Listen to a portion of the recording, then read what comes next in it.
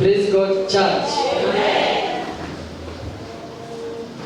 Nikiendelea kukua mkubwa, unajua naendelea bado nikisoma na nikiona kwenye maisha hilo. Sasa ilifika mahali nikagundua mazee, kukua uhai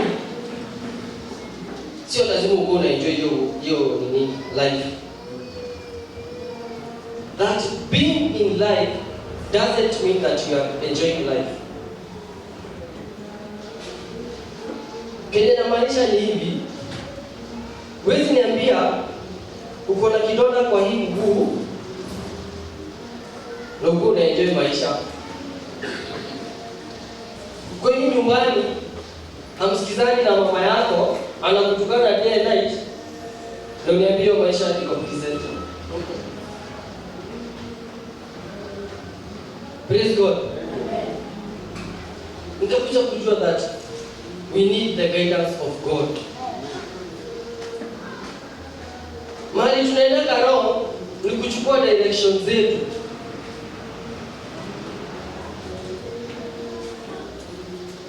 Bwana asifiwe.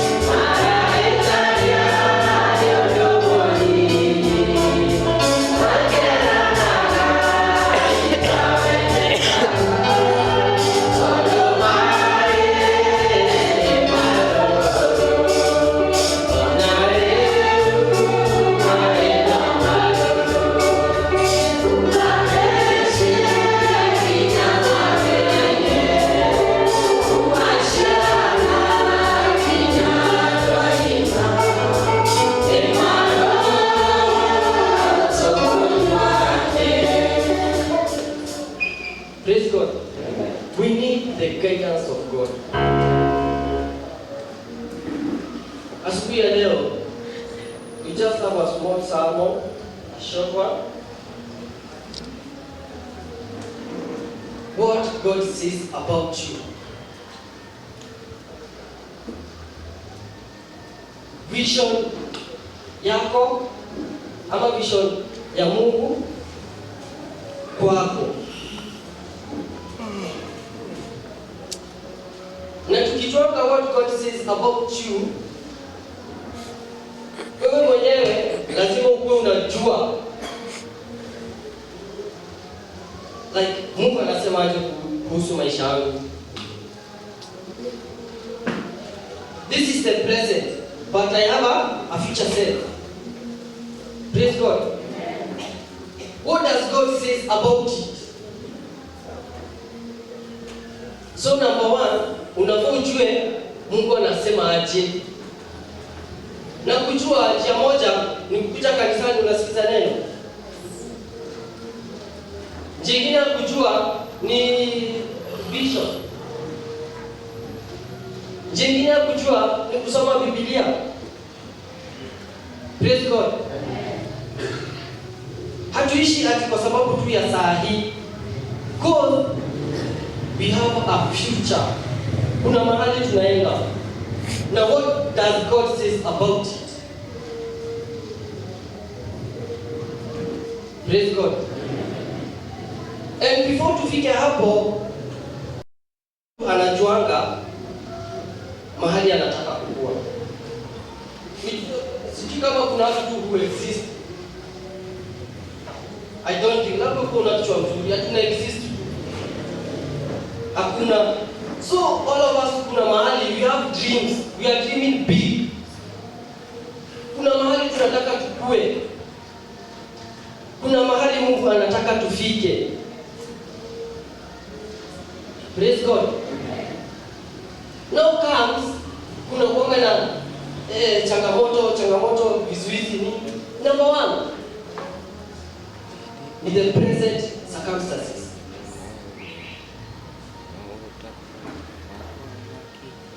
Praise God. Circumstances. Yes, you are dreaming big and you are seeing your future. Yenye Mungu amekupea. But ukikuja in the reality, unaona haiendanishi. Unaona haiendanishi. So some of us tunaacha kuishi by what God is saying, we start living by what we are seeing. Unanielewa? Nasema hivi, kuna venye Mungu ametuwekea mambo, si ndio?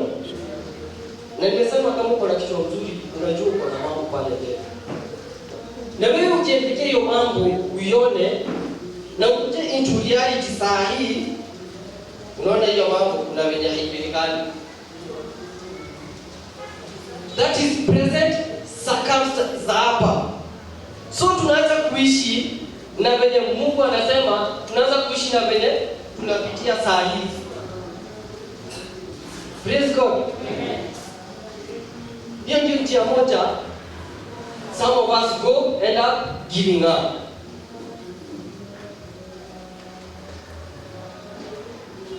Praise God. So I'm telling you this.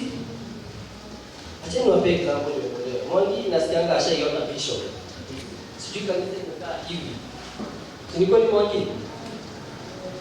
I know it is manifesting.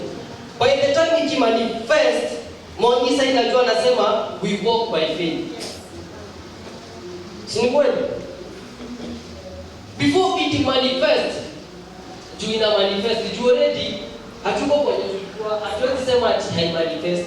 So Mwangi in his mind anajua we walk by faith. We don't walk by sight. Praise God. So that's why Habakkuk anasema write it down. Jua hata ukiwa hapa soma. Jua mahali unafika. Unaona kama hii kanisa already tumeandika. Already mtu akikuja hapa ashaona vile kanisa inafaa ikuwe the future time. Hivi tumekaa hivi, hiyo ni kuandika tumeandika. Sijui kama nini, mimi mara mingi, ama nini sijui kama nini mtu wadogo, ama hata saa hii. Sijui kama mshipatana na mtu anakuambia, na wewe utakuwa mtu fulani wewe. Mose wewe kwa technology utakuwa mtu mnoma sana. Mimi sidhani tulikuwa tuandike kwa karatasi. The way you are living yourself, you are writing yourself. Mtu akikuona anajua, na wewe utakuwa mtu fulani. Andika na bold letters. Hata mtu akikimbia anajua, yeye ashajua. Hata sio wewe unamwambia. Anakwambia ndio utakuwa mtu fulani na utafanya hivi na hivi na hivi. Praise God. So when we are in those circumstances, know that we are walking by faith. If it is not yet time, jua sio ya Mungu. Kama haijafikiana, jua haijatoka kwa Mungu. Mose tukienda hapa kututu. Ukiona imekawia, jua sio ya Mungu. Na niwape example ya Mwangi. Mwangi sasa inajua kwa mind yake na mwambia we are walking by faith because his vision already na manifest. Praise God. What's up? Habakkuk 2:2. Then the Lord said to me, Write my answer plainly on tablets, so that a runner can carry correct message to others. Verse 3. This vision is for the future time. It describes the end, and it will be fulfilled. If it seems slow in coming, wait patiently, for it will surely take place. It will not be delayed. So mimi nasema ni Biblia. Wait patiently. It will be fulfilled. Si ati ni kubahatisha. So long as it is from God. Sio kubahatisha itafika. That's number. Acha niende number 2. Kingine natuzuilia kufika kwa tunataka kufika is the present self. Praise God. The present self, huyu mimi sasa sahi. Like in my vision, I sometimes like how am I preaching? Sikuwa na knowledge, sikuwa najua kuomba. Like how in the world am I preaching? How? If ningesimama na the present self, like sikuwa na Bible knowledge, like how do I attend even Bible classes? How in the world? Mimi nashangaa. That is the present self. Now, don't let the present self iongee ile present future iitoe. Ati hii iongelesha ile future iitoe. Unanielewa? For example, before the vision came to Abraham, his name was Abraham. When the vision came, he was called Abraham, father of many. Praise God. But before present self ya Jacob alikuwa anaitwa Jacob. Before nini vision akakuwa anaitwa Israel, meaning blessed. Kujua Jacob, his name kwanza inamaanisha liars, hata inamaanisha kibunyoni. But before hiyo nini manifest, anaitwa blessed. Praise God. Don't let your presence self iongeleshe ile pale mbele imalize. Hatukujua Saul before ambaye nini alikuwa anakaa tu Saul tu. But kwa nini nafikiana anaitwa Paul? We are tunatoka 14 letters. Praise God. Tuache kuishi na hapa. Tuache kuishi na kwenye si tunaona. Tuishi na kwenye Mungu anasema. Wale ukishajua hivyo, and that's how we maintain joy, by the way. That's how you maintain your joy. Because you don't live with what you are seeing, you live with what God is saying about you. Kama mimi najua akili yangu inaniambia mimi, na nimekwambia lazima kwanza ujue venye Mungu anasema. Kama haujui utahangaika. Mimi najuanga na najuanga na kitu zangu zote, mimi ndio nafaa nikoe kichwa. Mahali popote kunaitwa hata niko ni mashindano gani ama ni nini. Hata tukicheza game na kina marafiki zangu. Naambianga sisi ni kufanya nini? Ni kushinda. Kwa hivyo ndio Mungu anasema that my work will be blessed. That in eternal way. I don't live with what I am going through. I'm living with what God is saying about me.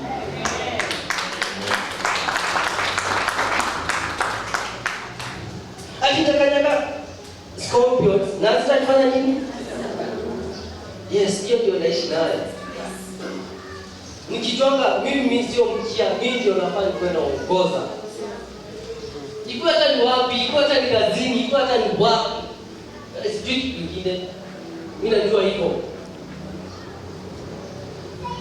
Write on 10 tablets. What's that? Genesis 13:14. Only Abraham, by the way, lazima uone. If you stop seeing, hapo ndio na make boundary na Mungu. If the day utaacha kuona, so you must. Our God is very big. Nilikuwa naona mind zetu tuko over 6 million, lakini tunatumianga 5. How does God want us to think? Mungu anataka tufikirie aje ukubwa. So you must dream big, because our God is, He can do exceedingly. Yani mambo makubwa. So you have to dream big. Praise God. The moment that utaacha kuona ama utaacha kujiona, that's where utajiwekea boundary na Mungu. Tebuso mambo sasa. Genesis 13:14. After Lot had gone, the Lord said to Abraham, "Look as far as you can see in every direction, north, south, east, and west. I am giving all this land as far as you can see to you and your descendants, and it is a permanent possession." Verse 16. "And I will give you so many descendants that like the dust of the earth, they cannot be counted." Praise God. Sikizeni 14. As long as you can see. Ege soka leronya deke ma odo maya donide todo ne ma kwena keka nane mara kinya mera donide Jerusalem kinya ikoro kasamo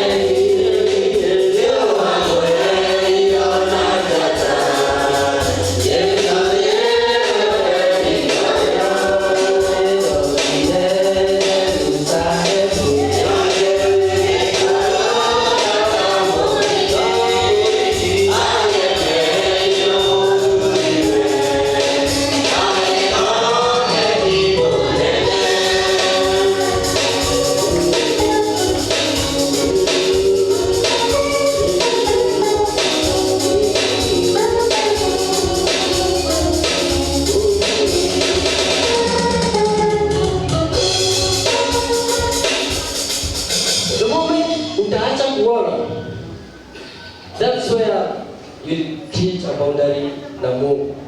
So you must see big. You must dream big. Cause ni Mungu anasema. Itakawia, lakini finally it will be fulfilled. Si Mungu abariki.